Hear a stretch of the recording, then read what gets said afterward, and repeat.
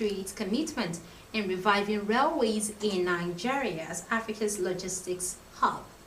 Nigerian Education Loan Fund seeks National Assembly backing to unlock 25% education levy allocation, and court grants Emefiele's request to forensically examine phone evidence. Good afternoon. I am Ubelejit Yara. Do you love and care about devastating a peace? Let's build and take it to greater heights. But this is a task we must accomplish. Now the details of our report. President Bola Tinubu has approved the appointment of executive directors to the North Central Development Commission Board. The announcement was made in a statement by the Director of Information and Public Relations in the Office of the Secretary to the Government of the Federation, Segun Imohiosen. The appointees include Bilikwe Sani, Administration and Human Resources, Aisha Ibrahim, Commercial and Industrial Development, James Oluko, Corporate Services, Muhammad Bashir, Finance, and Atika Ajana, Projects. President Tinubu urged the executive directors to work closely with the NCDC's governing board in promoting and coordinating the sustainable development of the North Central Political Zone. Vice President Kashim Shettima says Nigeria can maintain its lead as the logistics hub of Africa by reviving and revitalizing the nation's railway services. Vice President Shettima, who disclosed this in Abuja while declaring open the second International Railway Conference, however, assured that it was such a rebirth that inspired railway projects and modernization under the administration of President Bola Tinubu. Also speaking at a separate forum, the Vice President said Nigeria's doors are open to investment and collaborations across diverse sectors as President Tinubu remains determined to transform the nation's economy for the better. Accordingly, he called for strong networking, partnerships, and collaborations among stakeholders, insisting that the task of taking full advantage of the numerous opportunities in the railway sector is not one to be taken lightly. The Office of the Clerk of the National Assembly has clarified that it lacks the authority to facilitate the resumption of suspended Senator Natasha Akpoti-Uduaghan to legislative duties. A statement by the Director of Information, Bula Audu-Biala, on behalf of the clerk. The office noted that recent media reports and public commentary had misinterpreted its role in the ongoing dispute. It explained that the clerk's function is purely administrative, bound by Senate resolutions, standing orders, and the Constitution of the Federal Republic of Nigeria, 1999, as amended. The clarification followed Senator Akpoti-Uduaghan's attempts to resume duties on 4th September 2025 after her 6-month suspension by the Senate on 6 March 2025. According to the statement, the clerk's office duly informed Senate leadership of her communication, but the Senate noted that the matter is before the Court of Appeal and that any change in status must be guided either by fresh Senate resolution or a definitive court order.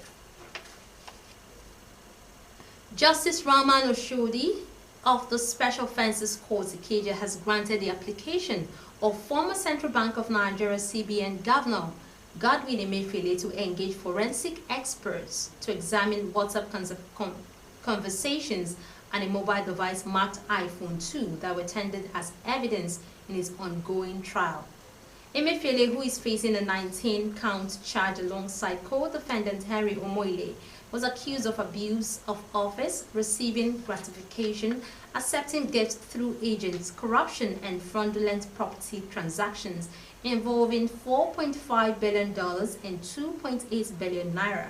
The charges were filed by the Economic and Financial Crimes Commission, EFCC.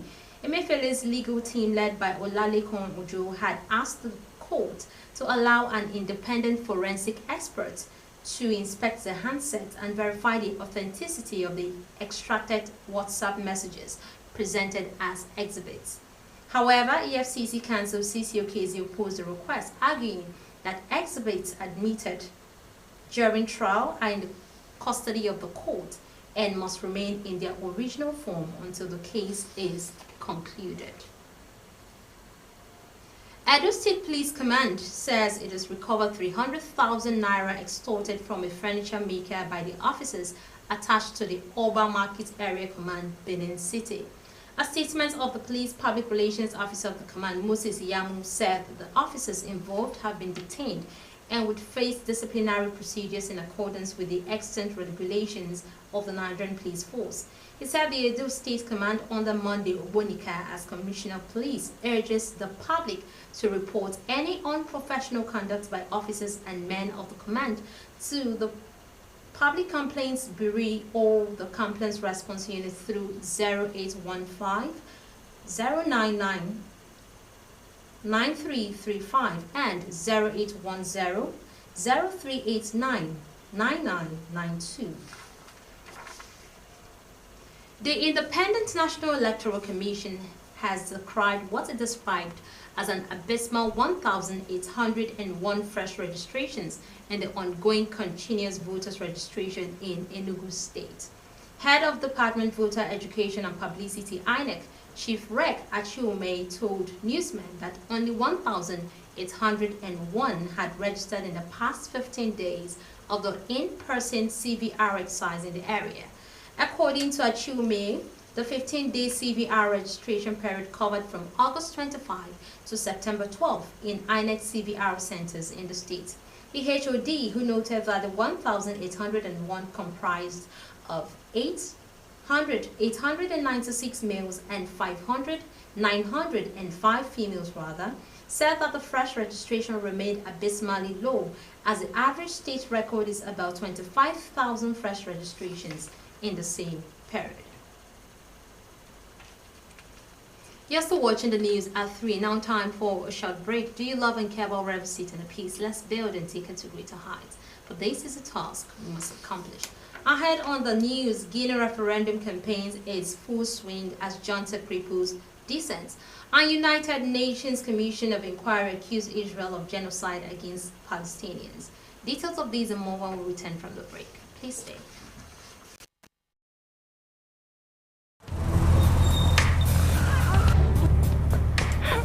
I need the police that can respond to emergencies first. I want the equipment I need to do my job.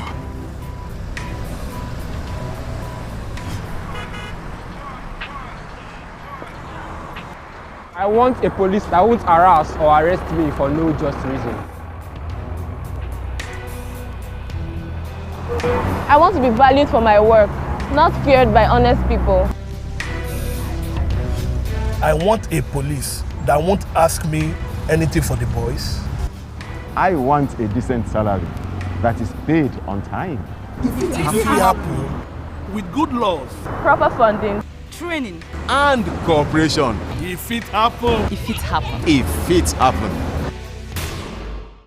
This is Rstv World News. We bring you world-class news, accurate, first-hand, entertaining, balanced analysis. Rstv, Channel 22 Port Harcourt.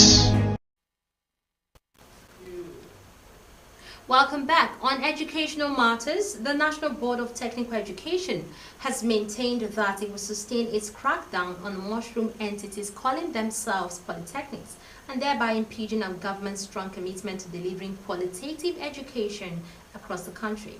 The Director of Polytechnic and Allied Program MBTE, Dr. Fatima Kabai Umaru, disclosed this at the MBTE's accreditation visit to Avada College of Science, Business and Management Studies, Obada, Abeokuta, adding that despite its fair share of challenges, polytechnic education in the country remains on the right path, helping to upskill the acquisition of required skills to build a viable and technologically developed nation. Meanwhile, the Nigerian Education Loan Fund, NELFund, is seeking stronger support in collaboration with the National Assembly to ensure that its 25% is realized and effectively deployed. Managing Director and Chief Executive Officer of NELFund, Akitunde Sawyer, says implementation of the new development levy will be effective from 1st January 2026. He explained that the recently approved National Taxation Act introduced a 4% development levy on the assessable profits of taxable companies excluding small and non-resident companies as well as profits from hydrocarbon tax. Under this framework, NELFund is allocated 25% of the levy proceeds, representing a significant opportunity to scale education financing and support millions of Nigerian students in pursuing their academic aspirations. So I emphasize that timely appropriation, efficient releases, and broad-based sensitization are critical to unlocking the transformative potential of the funding and expanding access to affordable education loans for Nigerian students' aspirations.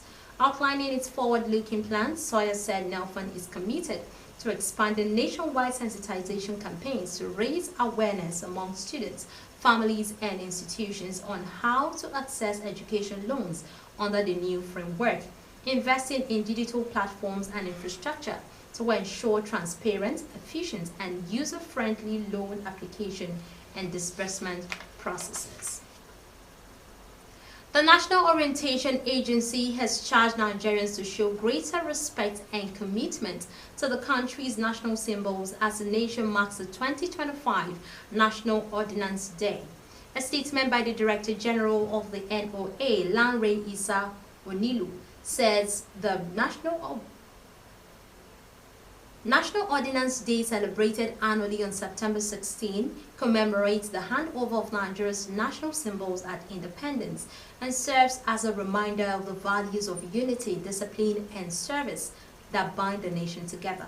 The NOA has in recent years intensified campaigns to instill respect for the national flag, anthem, pledge, coat of arms, and other emblems of sovereignty, stressing that these symbols remain central to Nigeria's unity and identity. In August 2025, the agency unveiled a 2-week nationwide enlightenment campaign beginning on the 20th of August on 5 thematic areas, including the Nigerian Identity Project and the National Symbol Campaign. In business, the federal government has ordered the immediate suspension of the controversial free on-board levy on all imported goods. In a directive by the Finance Minister Wale Edun, the levy introduced by the Nigerian Customs Service last month should be suspended to address the concerns raised by businesses.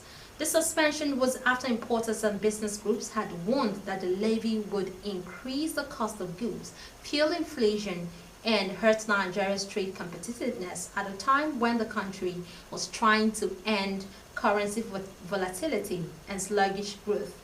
Companies had said the levy will also raise the cost of doing business and cripple economic recovery efforts. According to the directive, the suspension will allow for a comprehensive review of the levy's framework and its broader economic implications, adding that it will work with the Customs Service and other stakeholders to develop a more equitable and efficient revenue structure. On the foreign scene, Guinea referendum campaign in full swing as the new constitution would give military leader and interim president Mamadi Doumbouya the right to run in the next presidential election and will create a Senate alongside the country's National Assembly if passed. Campaigns against the constitutional referendum are notably absent. Guinea's military government has clamped down on the opposition in recent months, suspending political parties and tightening its grip on independent media. Guinea had been led by a military regime since soldiers ousted President Alpha Condé in 2021. The West African regional bloc, known as ECOWAS Economic Community of West African States, has pushed for return to civilian rule. United Nations Commission of Inquiry says Israel has committed genocide against Palestinians in Gaza. A new report says there are reasonable grounds to conclude that 4 of the 5 genocidal acts defined under international law have been carried out since the start of the war with Hamas in 2023, killing members of a group, causing them serious bodily and mental harm, deliberately inflicting conditions calculated to destroy the group and preventing births. It cites statements by Israeli leaders and the pattern to conduct by Israeli forces as evidence of genocide intent. Israel's foreign ministry said it categorically rejects the report, denouncing it as distorted and false.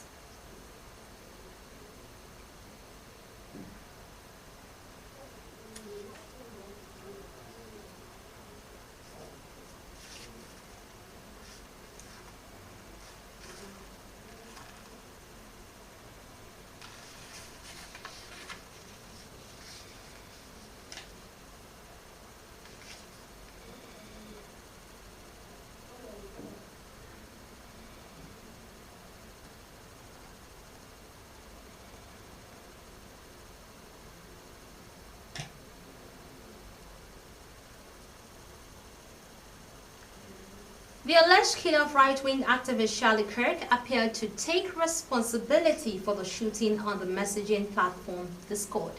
According to the spokesperson Tyler Robinson, 22 messaged friends in a chat on Discord hours before he was arrested last week in connection with Kirk's shooting at an event at Utah Valley University. Robinson, who has not yet been formally charged, is due to appear in court today. Arrested on suspicion of aggravated murder, felony discharge of a firearm, and obstruction of justice, he would face the death penalty. Let's join Hannah Ibrahim on the entertainment scene as she tells us more happening around there. Her report.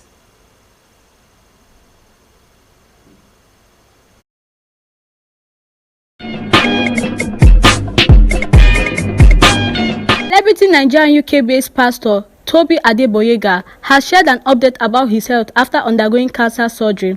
The founder of SPAC Nation Church had earlier made his battle with cancer known to the public.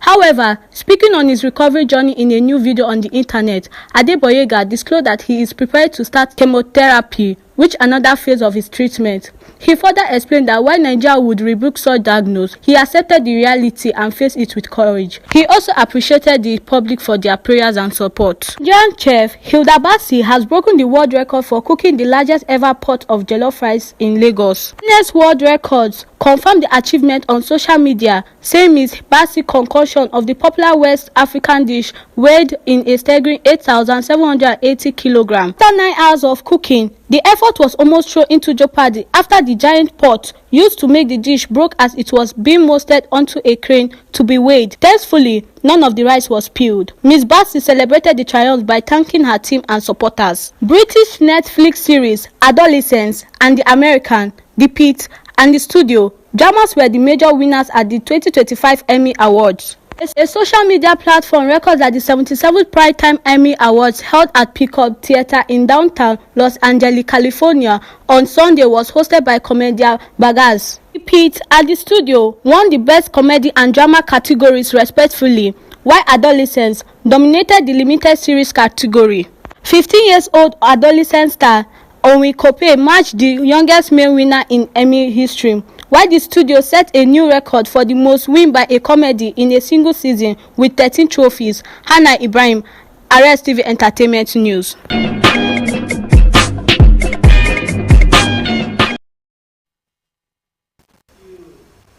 In the world of sports, former Super Eagles of Nigerian star Ifeanyi Daisy has hailed Toby Amusan for winning a silver medal at this year's World Athletics Championship in Tokyo, Japan.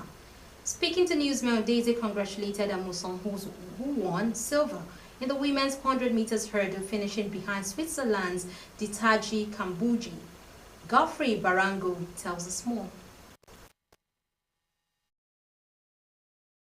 Kambunji in 23 rose to victory in 12.24 seconds, eclipsing her previous best to secure Switzerland's first ever world title in the event. Amusan, 2022 champion and world record holder, followed closely in 12.29 seconds to earn Nigeria's top medal in world champions history, while American holder Grace Stark won bronze with a time of 12.34 seconds as her compatriot Marcel Russell placed in fourth in 12.44 seconds. Amusan had earlier looked in commanding form in the semi-final, winning her race in 12.36 seconds to set up hopes of retaining her crown. Super Eagles defender Bruno Oyemachi has disclosed that his topmost priority is is to always secure a spot with his senior national team. Mashi, who was part of the Super Eagles squad that featured against South Africa in 2026 World Cup qualifier, explained that playing regularly for his club helps him to secure a spot in the senior national team. The Olympiacos star also expressed delight of winning 2 trophies with club despite trying to adapt to a new environment. Nigerian international Paul Onuachu have berated officiating in the Turkish Super League following his club Trabzonspor 1-0 loss to Fenerbahce on Sunday night. Onuachu made his thoughts known after his first half goal against Fenerbahce was disallowed following a VAR review. The former Southampton striker thought he had put Trabzonspor on early when he nodded home in the 11th minute. However, referee Ozan Ergun was advised to check a foul in the build-up to the goal and eventually disallowed it. It's Godfrey Barango, Sport News.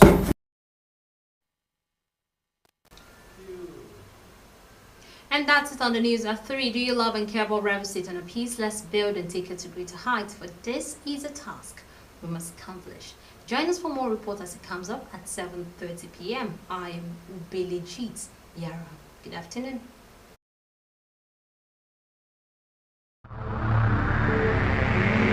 Rstv, bring you the news as it is.